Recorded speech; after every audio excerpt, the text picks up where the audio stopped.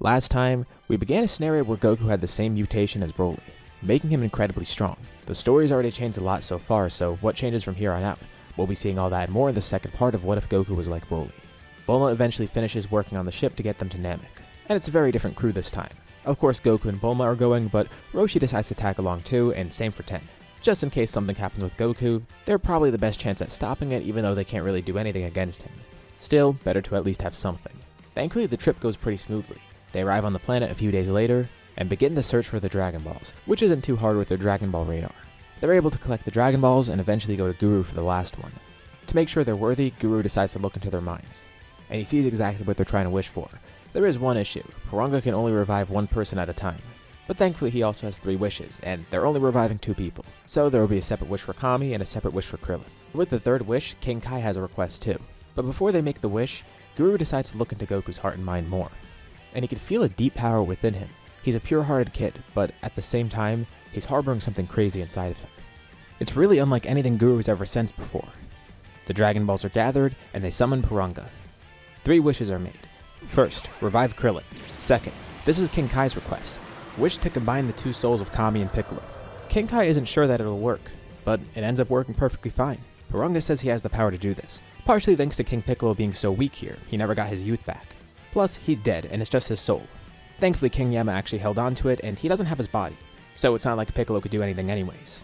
And I have a feeling Piranga might actually be strong enough to pull off something like this. It might be a bit of a stretch, but I still feel it's reasonable, especially with the circumstances around Piccolo. This combines the 2 of them back together, but with Kami being the dominant one. And the 3rd wish is to actually revive Kami.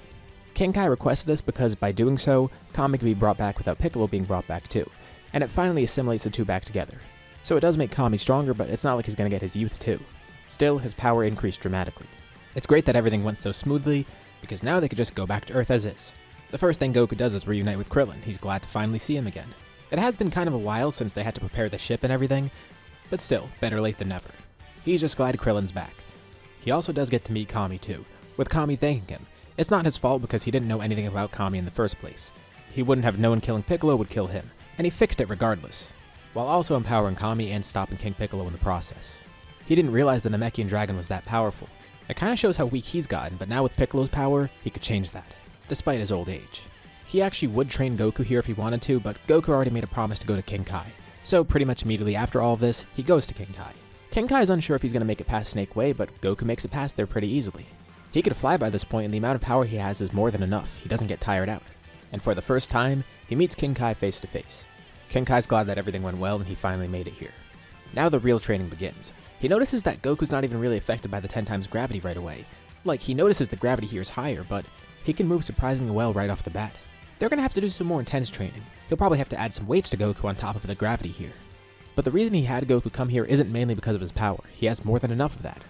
He wants to tame that rage within Goku, and also kind of fix his mindset.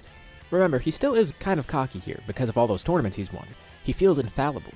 Nothing can really affect him at this point, and King Kai needs to correct that before that becomes an issue. But fixing that rage thing is more important. Goku needs to learn how to fully tame that anger. Not just to prevent outbursts, but actually utilize that power to its fullest. It's something very valuable if he can actually control it. Oh yeah, he also makes sure to cut Goku's tail off too. A Great Ape Goku would be pretty terrifying at this point.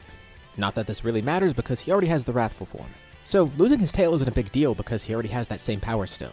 But removing the tail means they prevent any accidental transformations. Plus, King Kai hasn't actually seen Wrathful and doesn't know that it's just Great Ape's power. It's a happy accident. It turns out he made the right choice by doing that. Eventually, the 23rd World Tournament rolls around, with all the same contestants as normal, besides Piccolo being there.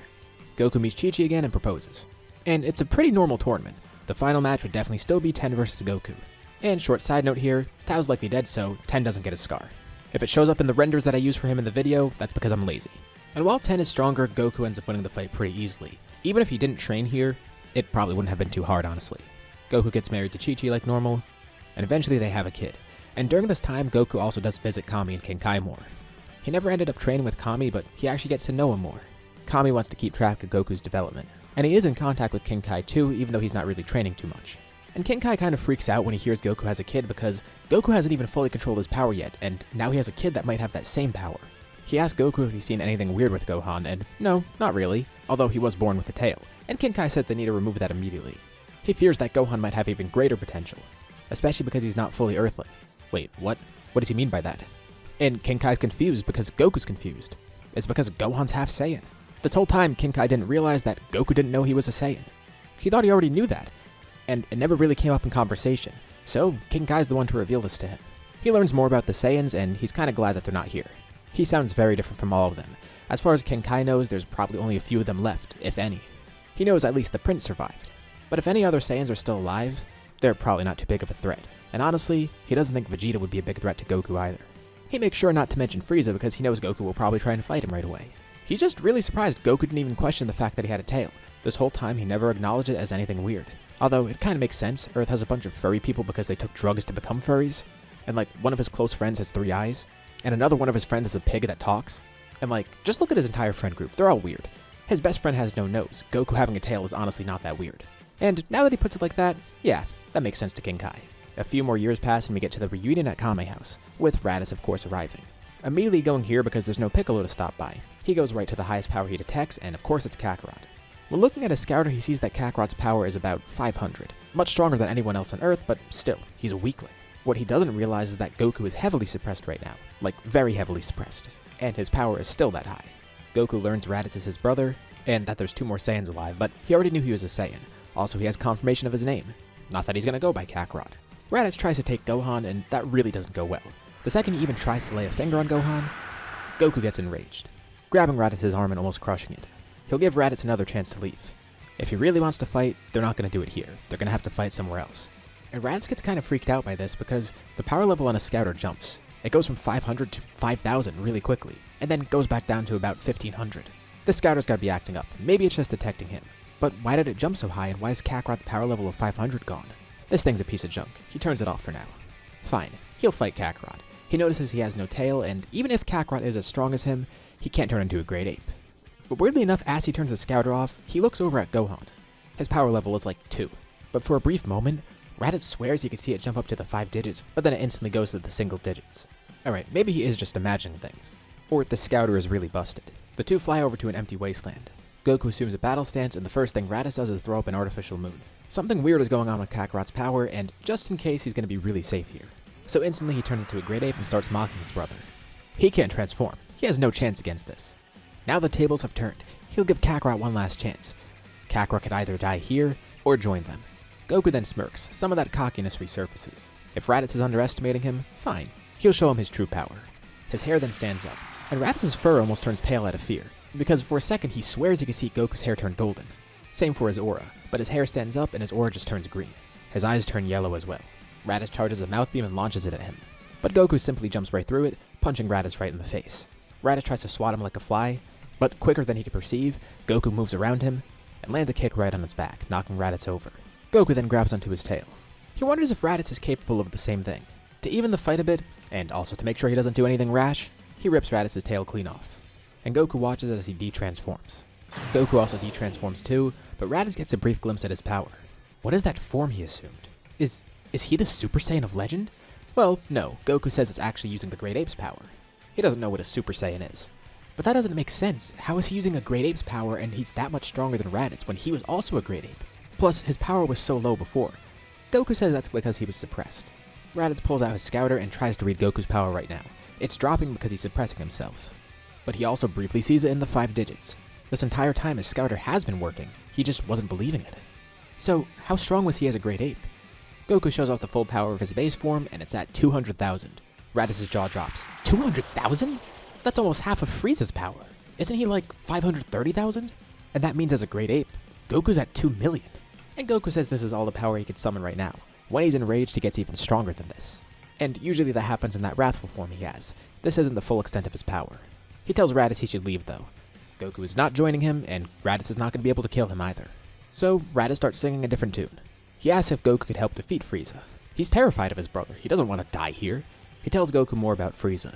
He's not sure if it's enough right now, but if Goku keeps growing stronger, he can defeat Frieza. Goku's honestly not too interested in helping the Saiyans or stopping Frieza. He's not some hero for hire, although he is interested in the prospect of a fight like that, if Frieza actually is as strong as Raditz says. And Raditz says Frieza is the strongest person around, also pure evil. And Goku is interested, but he's not going to have some random space emperor come here to Earth to put it at risk. If this guy takes over and sells planets, why bring him here? He'll fight him, but it'll have to be somewhere else. And honestly, he doesn't want to go out in space right now with Raditz. He can't trust him at the moment. How does he know he's not getting kidnapped? Especially after all of that. He just tried to kidnap his own nephew. They're gonna have to convince him some other way. Raditz talks with Vegeta and Nappa over the Scouter, and they're pretty intrigued. Why is Kakarot that strong, but not Raditz? Same for that kid too. Nappa thinks that the kid might be strong because he's a hybrid Saiyan. But that doesn't explain Kakarot. He's just a regular low-class Saiyan. So Vegeta asks Raditz to let him speak. And Vegeta talks with Goku for the first time. They'll come to Earth, and they'll meet Kakarot. They could plan something. Even if he doesn't want to go to space just yet, he can meet up with them first and they'll prepare him for the best fight of his life. It's not their fault if they put Earth at risk by coming there, because then it'll be on Frieza's radar. Actually, it probably already is because Raditz went here. Thankfully, his Scouter was off during the entire fight, so he never got to see Goku's full power. Except for that brief moment when Goku did power up to his fullest. Hopefully Frieza doesn't look at that section of the recordings. The Saiyans plan to use Goku here. Again, Goku doesn't trust them, and he's not just going to go out in space and kill someone for them. He's definitely up to fight Frieza if he really is that strong, but he's not a mercenary for hire that they could use. So they're doing their best to try and convince him. They're using him, but they need to make it seem like something else. Raditz stays here for the time being. Goku doesn't really like him too much yet. Raditz is also kind of scared of Goku, but he does want to see more of what his brother is capable of. Pulling off Great Ape in a humanoid form is amazing, and it would be cool if he gets that too. But more importantly, he wonders why Goku is so strong. This is strange. Their father was never like that, nor is he. Goku says he's always been like this. Ever since he was a kid, as long as he could remember at least, he's always had this crazy power locked away. Really, it only explodes when he's enraged.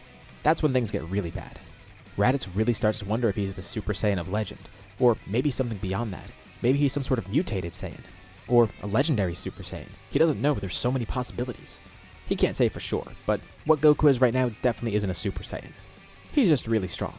While they wait for the other two Saiyans to arrive, Raditz kind of starts coaching him in a way, which is weird because he's way weaker than Goku. But he says Goku should be training in higher gravity by this point, and maybe that can help. Maybe Bulma could do something about that. Which leads to the creation of the gravity chamber too, a brand new place for them to train. Raditz joins along with him too, but of course he's not going to catch up to Goku. He really tries his best to have good behavior, and mainly to watch Goku so he can try and learn from it. Maybe he has that same potential locked away somewhere and doesn't realize it. It seems like a long shot, but it's at least worth checking out.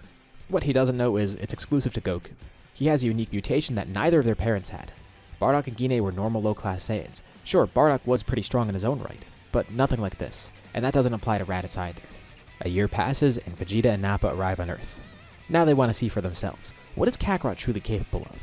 With that, we'll leave off here for now. What'd you guys think about this part? What's going to happen next? Leave your thoughts and ideas in the comments below. I'd love to see what you guys think. As usual, be sure to drop a like and subscribe if you haven't already. It really helps out the channel, and it shows me you want to see more like this. Anyways, thank you all for watching, and I'll see you all in my next video.